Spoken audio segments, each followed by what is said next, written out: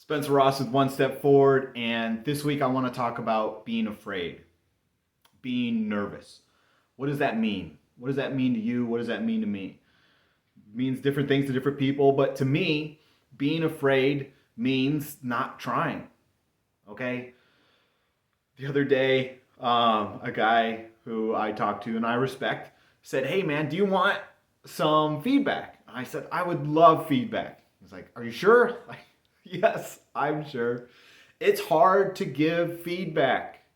It's hard to take feedback. It's hard to make people comfortable that they can give feedback. I said, "Yes, I'd love some feedback." He's like, "Two things. One, you're a little close to the camera, dude. Like you're." I started laughing. I was like, "Yeah, I was having some issues with my phone, and it was tough to get that to work out right." So I hope this is better. And he said the second thing is you got that deer in the headlights look. I was like, I know I'm a little nervous on the first couple videos, and I'm getting there, but yeah, it's hard. And so we talked about it a little bit, and it was a good time. What are you afraid of? What am I afraid of? Recently, I've met a whole bunch of people who aren't afraid of anything. They're not nervous about anything. They're not afraid of anything. They just are bold and amazing and perfect and awesome. I hear a bunch of stories in the news about people standing up to bullies and people are amazed by it. I hear in the news of people doing stuff wrong as a pattern of behavior and people aren't saying anything about it. The people who said they weren't afraid wouldn't stand up for sometimes themselves and most times others. But they weren't afraid. They were not afraid. I'm afraid of things. There are things I'm afraid of. There are things I'm nervous about. It's hard to do these YouTube videos. It's hard to go up there. When my buddy was talking to me, he said, where'd you get this idea from? Did anyone tell you to do this? I was like, no. He's like, no one told you to start doing YouTube videos? Like, no, it's something I wanted to do. I thought I could help people be better leaders. I had something to offer, so I started doing YouTube videos. It's hard to do these YouTube videos. I am nervous doing these YouTube videos. I've made mistakes. It's hard to overcome those mistakes. There are people that make fun of me for the mistakes I've made. Okay, I need to get over it. And if I've done something wrong, I need to stop doing that thing that's wrong. And I need to make sure I'm holding other people accountable as well. Why? Because that's not what the standard is. Just because I did something dumb doesn't mean I should let other people do the dumb thing. Am I building resiliency in myself? If I'm afraid or if I'm too nervous about something, I'm not being resilient in who I am. I need to have the courage and the grit to go out there and try. If I am being held back by sometimes a very tangible, real feeling, then I understand that because I'm dealing with it, but I need to work on overcoming it. Maybe it's asking for advice. Maybe it's asking for feedback. Maybe when I ask for feedback, the person isn't comfortable giving that feedback. Okay, am I making a safe environment for that person to give feedback? I was talking to my brother and he was talking about when I do videos, he'll be giving me feedback in a safe environment. And I thanked him for that. And sometimes we get lost in the words of today and being safe and unsafe and things like that. But there are negative people out there who are going to tear you down. Get away from them. If they're not doing things to build you up, get away from them. If all they're saying is, Spencer, you suck, you can't make YouTube videos, why not? And that comes with some time and being able to ask questions. But I've been told I can't lead. Have you been told you can't lead? Have you been told you can't do something because of your race or gender or how much money you make, the title you have, how much money you do have, the car you drive, and the list goes on and on and on. I need to cut those negative people out. They need to be, I'm not going to avoid them, but I'm not going to listen to them as much. The people who I am going to listen to are the people who say, Spencer, your YouTube videos could be better if you did this. Okay, cool. That is proper feedback. Am I giving proper feedback, or am I just saying someone sucks? If I'm just saying someone is a dirtbag, why? How can they grow? How can I grow? Being able to articulate how someone can grow is helping me be a better leader. Fail fast and try. I was reading an article and it was talking about fail fast and try, and I didn't really understand what that was, and this article helped explain it to me. Fail fast is make a product and submit it and get feedback on it. So I was talking to a mentor and he said that he might submit something at 30% complete.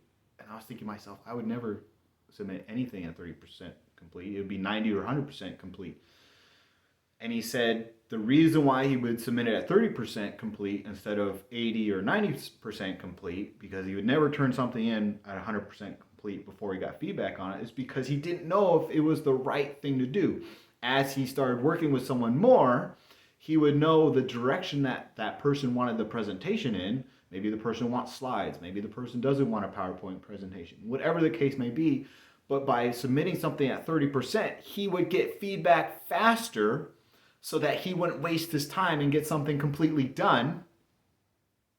And then we have to do it all over again. I was blown away. That was such good advice.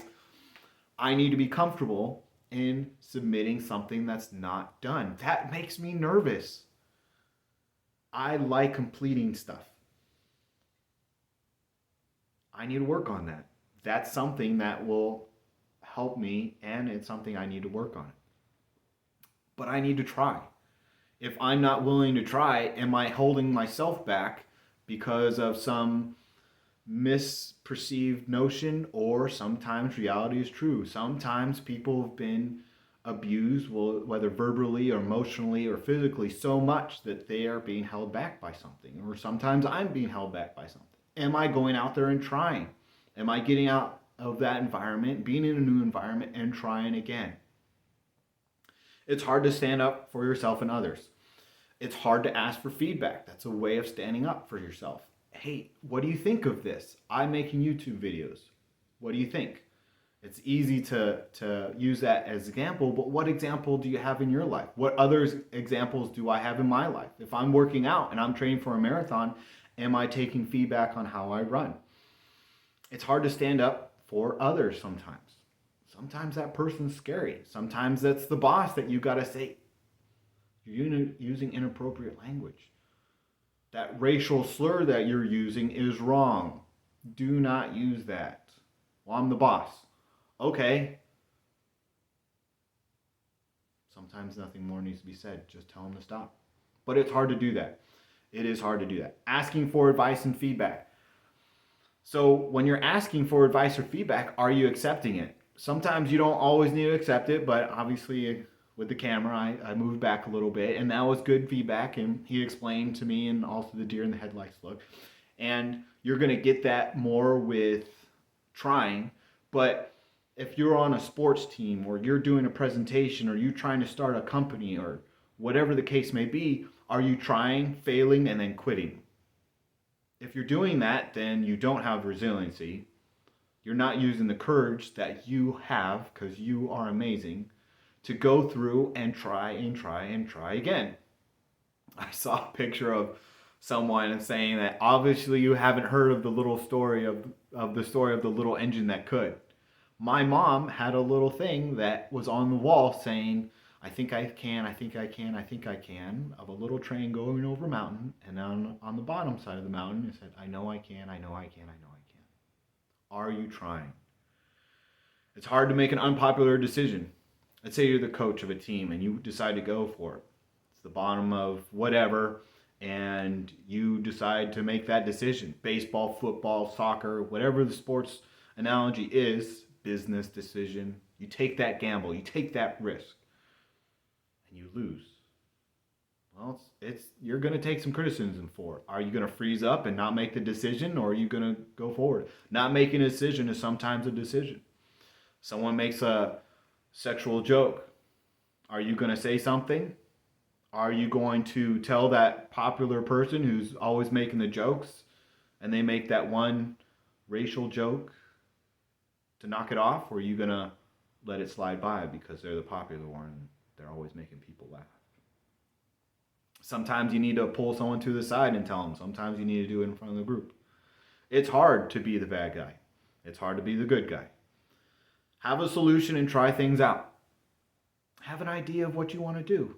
Go ahead and try it. You want to start a business? Cool. You want to write a book? Go for it. You want to do YouTube videos? Go for it. Try. Your phone's not working right, it breaks. You got to get a new phone for a little bit while the other one's in the mail, such as mine. Go ahead and try. Keep going. Am I going to stop making YouTube videos for 3 weeks? Maybe. Or maybe I'm going to use the phone I got. Try. Think. You are amazing. You are limited by your imagination. Go ask for advice. So the other day, I was in the kitchen and I was cooking and I was doing a whole bunch of stuff. And this guy came up and was like, "What are you doing? What are you doing? What's all this stuff?" And I said, "Well, I'm cooking." "Yeah, but you've never done this before." I'm like, "I know, I wanted to try." I'm really good at cooking the same thing over and over and over again. I want to do something a little bit different.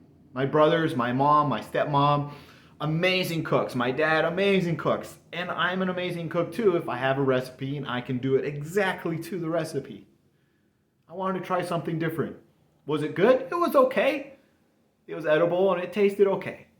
And the next time I do it, it'll be better and better. And maybe I'll do it the next time and it won't be better. So I have to adjust in a different way. Fail fast, fail often. Don't hold yourself back. You are amazing. Take that one step forward. Try. If all you remember is me putting on this apron and saying, "Go ahead and try," don't let your fear or being nervous hold yourself back.